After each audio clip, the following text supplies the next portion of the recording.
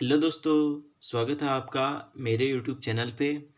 तो दोस्तों आज के इस वीडियो में हम कर्म के आधार पर जो क्रिया का वर्गीकरण किया जाता है सकर्मक क्रिया और अकर्मक क्रिया के रूप में, उसको यहाँ पे हम पढ़ने वाले हैं। दोस्तों क्रिया और क्रिया का भेद जो हमारा हिंदी में व्याकरण में जो चैप्टर चल रहा है, इसमें हमने एक पार्ट इस वीडियो का कवर कर लिया है। अगर आपने वो वीडियो नहीं देखी है तो आप इससे पहली वाली वीडियो को जाके देख लीजिए। उसमें हमने क्रिया का जो है पहला वाला पार्ट जो है कंप्लीट कर लिया है, और आज की इस वीडियो में हम क्रिया का जो सेकंड पार्ट है, यानी कि कर्म के आधार पर जो है क्रिया को कितने रूप में विभाजित किया जाता है, उसके बारे में हम यहाँ पे आज पढ़ने वाले हैं। तो चलिए दोस्तों शुरू करते हैं। देखो दोस्तों, क्रिया के आधार पर वाक्यों को दो प्रकार में बांटा जाता है। कौन कौन से? अकर्मक क्रिया और सकर्मक क्रिया। ठीक है, देखो अकर्मक क्रिया क्या होती है? जिस क्रिया में कर्म ना हो। ठीक है, जिस क्रिया में कर्म ना हो, जैसे नाम से ही पता चल रहा है, देखो अकर्मक। ठीक है, अकर्म यानी कि जिसमें कर्म ना हो। ऐसी क्रिया जिसमें कर्म ना हो, वहां पे अकर्मक क्रिया होती है। ठीक है, जिस क्रिया में कर्म ना हो, कर्म है ही नहीं उसमें। ठीक है, एकमात्र क्रिया और कर्ता है। ठीक है, ऐसे वाक्य जिनमें क्रिया और कर्ता होते हैं, कर्म नहीं होता है, ऐसे वाक्यों को क्या करते हैं हम? अकर्मक क्रिया होती है वहाँ पे। ठीक है, ऐसे वाक्यों में कौन सी क्रिया होती है? अकर्मक क्रिया। जैसे उदाहरण देख लीजिए, सुमन खाती है। ठीक है, अब यहाँ पे सुमन क्या है? सुमन क्या है? लड़की है ना, कोई करता है। और खाना क्या है? क्रिया है। अब कर्म है? कुछ नहीं है। ठीक है, क्या खाती है वो हमें पता नहीं है। ठीक है, यानी कि यहाँ पे अकर्मक क्रिया का एग्जाम्पल है। ठीक है, उसके बाद देखते हैं चिड़िया उड़ती है। चिड़िया जो है यहाँ पे करता है, उड़ना है वर्ब। ठीक है, कर्ता और क्रिया दोनों चीज यहाँ पे अवेलेबल है, बट यहाँ पे कर्म ऑब्जेक्ट जो है वो अवेलेबल नहीं है। ठीक है, तो ऐसी कंडीशन में क्या होता है? जिस वाक्य में कर्म ना हो तो वहां पे क्या होता है? वो अकर्मक क्रिया हो जाती है। ठीक है, ये हमने एग्जाम्पल दोनों के देख लिए। अब देखो, अकर्मक क्रिया में वाक्य का सीधा फल क्रिया पर पड़ता है। ठीक है, उसमें कर्म होता ही नहीं है। ठीक है, कर्ता जो कार्य कर रहा है उसका सीधा फल किस में पड़ता है? अकर्मक क्रिया में वाक्य का सीधा फल किस में पड़ जाता है? वो क्रिया पर पड़ जाता है, कर्म होता ही नहीं है, तभी इसको हम अकर्मक कहते हैं ना। यानी कि क्या होता है?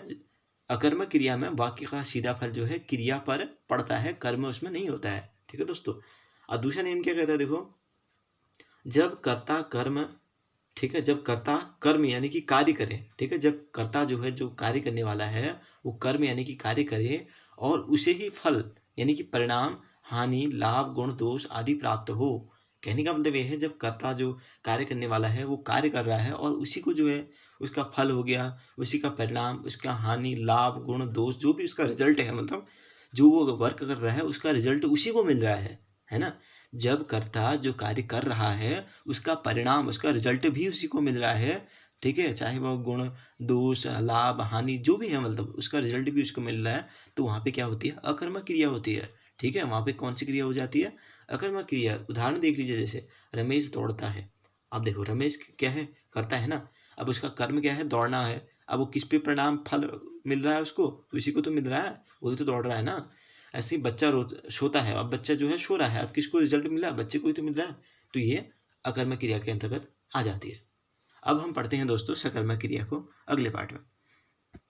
देखो दोस्तों, अब हम देखते हैं सकर्मक क्रिया को। ये क्या होती है? देखो, जिस वाक्य में कर्ता कर्म क्रिया तीनों विद्यमान हो, ठीक है, तो वहां पे सकर्मक क्रिया होती है। आप देखो, अकर्मक में क्या थी? कर्म नहीं थी, कर्ता और क्रिया था। कर्ता का सीधा प्रभाव किस पे पड़ रहा था?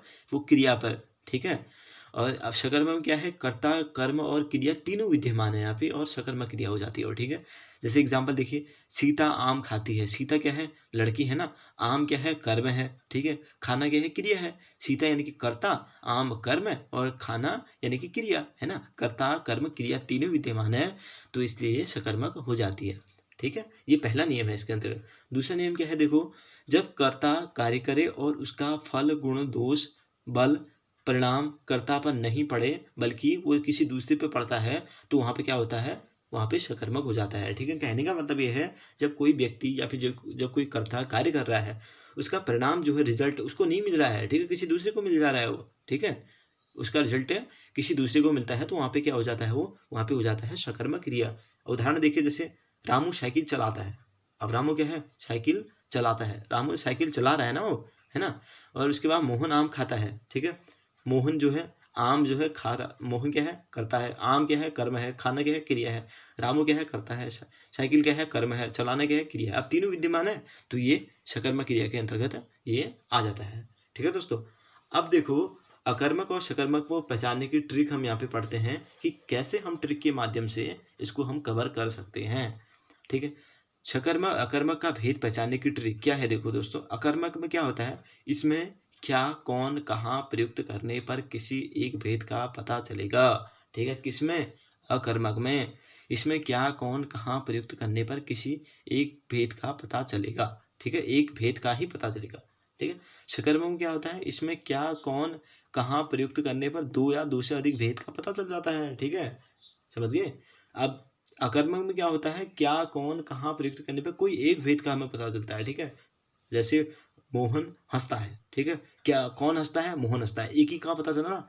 अब उसके बाद हम जैसे दूसरा एग्जांपल हमारे पास, राम रोटी खाता है। ठीक है, राम क्या खाता है? रोटी खाता है। कौन खाता है? राम खाता है। दो भेद पता चल गए ना। वहाँ पे क्या क्या क्या, क्या भेद चल गया यहाँ पे पता? शकरमर्ग में, शकरमर्ग में हमको ये पता चला कि राम जो है रोटी खा रहा है। कौन खा रहा है? राम खा रहा है। उसके बाद क्या खा रहा है? रोटी खा रहा है। ठीक है, तो दो भेद हमें पता चल गए। तो ये डिफरेंस है दोनों के बीच में। अकर्मक में क्या होता है, कोई एक भेद का पता चलता है। ठीक है, सकर्मक में क्या होता है, दो या फिर दो से अधिक भेद का पता हमें चल जाता है। ठीक है, तो दोस्तों हमने ये पढ़ लिया अकर्मक और सकर्मक कर्म के आधार पर क्रिया का वर्गीकरण। उसके बाद हम कुछ अन्य प्रकार की क्रियाएं होती हैं, इनको भी हम पढ़ लेते हैं। ठीक है, देखो दोस्तों, सहायक क्रिया जिसको हेल्पिंग वर्ब कहते हैं, इंग्लिश में इसको हेल्पिंग वर्ब कहा जाता है। ये क्या होती है? देखो, जब भी किसी वाक्य को पूर्ण करने के लिए क्रिया के पीछे जो भी शब्द लगा दिया जाता है वह सहायक क्रिया कहलाती है। हेल्पिंग वर्ब क्या होता है, जब कोई वाक्य है हमारे पास, सेंटेंस है, उसको हमें कंप्लीट करना है। ठीक है, उसको पूरा करने के लिए जो भी वर्ब हम अपनी तरफ से ऐड करते हैं, ठीक है, उसको हेल्पिंग वर्ब कहा जाता है। जैसे देखो, है, हो, है, था, थे, थी, होगी, होगा आदि, है ना। तो इनको आपको याद रख लेना है। ठीक है, हो, है, ठीक है, उसके बाद था, थे, थी, होगा, होगी, ठीक है, जो भी है, मतलब इन वर्बों को आपको याद रख लेना है कि ये हेल्पिंग वर्ब है। ये क्यों यूज होते हैं? किसी भी वाक्य को अगर पूरा करने के लिए जहाँ पे इन शब्दों का यूज होता है, ऐसे शब्दों को हेल्पिंग शब्द क्रिया जो है कहते हैं। ठीक है, उसके बाद हम पढ़ते हैं अगला भेद, जो कि आता है पूर्वकालिक क्रिया का। ये क्या होती है? देखो, जब किसी वाक्य में एक कार्य पूरा हो तथा दूसरा कार्य होने लगे या हो जाए तो पहले वाली क्रिया को पूर्वकालिक क्रिया कहती है, यानी कि जो क्रिया पहले कंप्लीट हो चुकी है। ठीक है, ऐसी क्रिया जो पहले हो चुकी है, ठीक है, या फिर ऐसी क्रिया जो बाद में होने वाली है। ठीक है, तो ऐसी क्रियाओं को पूर्वकालिक क्रिया कहते हैं। जैसे सुनीता खाना बनाकर सोने लगे। ठीक है, अब पूर्वकालिक क्रिया होगी ना। देखो, दो क्रियाएं होगी इसमें। सुनीता ने पहले खाना बनाया, ठीक है, उसके बाद सोने लगी वो। ठीक है, पूर्वकालिक क्रिया होगी। सोने से पहले की क्रिया क्या है? खाना बनाना। ऐसे कलवा हल चलाकर नहाया। कलवा जो है, नहाने से पहले कौन सी क्रिया की? उसने हल चलाना। ठीक है, तो ये होती है पूर्वकालिक क्रिया। क्या होती है?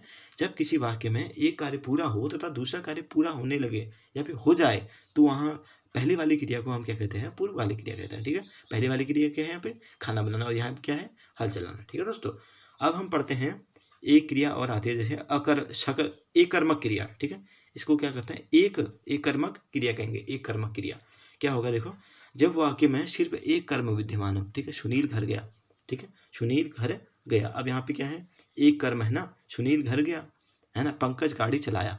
अब देखो, सुनील घर गया, घर क्या है? इसमें कर्म है, गया मतलब जाना, उसकी क्रिया होगी। सुनील कर्ता हो गया, है ना। अब कौन सा होगा? एक ही तो वो तो है ना इसमें कर्ता, तो उसको हम एक कर्मक कहेंगे। ऐसे, या फिर उसने कर्म क्या किया है? एक ही किया है, घर में ही तो जा रहा है वो। इसके बाद अगर दो हो जाते हैं, सुनील घर गया और सो गया, ठीक है, तो द्विकर्मक आ जाती है, है ना।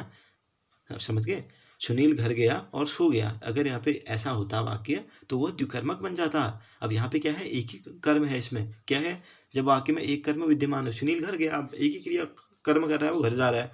ऐसे ही पंकज गाड़ी चलाया। पंकज जो है, एक मिनट, पंकज गाड़ी चलाया। अब यहाँ पे पंकज जो है गाड़ी चला रहा है ना, एक ही कर्म तो कर रहा है, वो गाड़ी चला रहा है ना, दो कर्म नहीं कर रहा वो। उसके बाद अगर यहाँ पे होता है पंकज गाड़ी चलाया और दिल्ली गया, इस टाइप से, ठीक है, तो वहाँ पे द्विकर्मक हो जाता। ठीक है, उसके बाद अब देखो आगे, अब हम पढ़ते हैं द्विकर्मक क्रिया को। द्विकर्मक क्रिया देखो दोस्तों क्या होती है? जब किसी वाक्य में दो या फिर दो से अधिक कर्म मौजूद हो तो वहाँ पर द्विकर्मक क्रिया वो कहलाती है। यहाँ पे वहाँ पे द्विकर्मक क्रिया होती है। उदाहरण में देखो, जैसे राहुल घर जाकर किताब पढ़ा। राहुल घर गया, उसके बाद उसने किताब पढ़ा। ठीक है, दो कर्म हो गए, घर जाना, किताब पढ़ना। ठीक है, उसके बाद राजेश जो है बच्चों को हिंदी पढ़ाता है। राजेश क्या करता है? बच्चों को हिंदी पढ़ाते हैं, यानी कि यहाँ पे भी दो कर्म है। यानी कि जहाँ पे दो कर्म होते हैं वहाँ पे द्विकर्मक, जहाँ पे एक कर्म होता है वहाँ पे एक कर्मक वाक्य या फिर एक कर्मक क्रिया कहलाती है। ठीक है, तो दोस्तों हमने ये पढ़ लिया जो है कर्म के आधार पर क्रिया का वर्गीकरण, ये सकर्मक और अकर्मक। उसके बाद जो है अन्य प्रकार की जो क्रियाएँ होती हैं उनके बारे में हमने पढ़ लिया है। दोस्तों इसके बाद हम अगली वीडियो में आप वाच्य पढ़ेंगे नीचे, ठीक है? तो कैसी लगी आपको ये वीडियो हमें कमेंट करके बताना, साथ ही वीडियो को लाइक, शेयर और चैनल को सब्सक्राइब करना। मिलते हैं आप लोगों से अगली वीडियो में, तब तक के लिए धन्यवाद।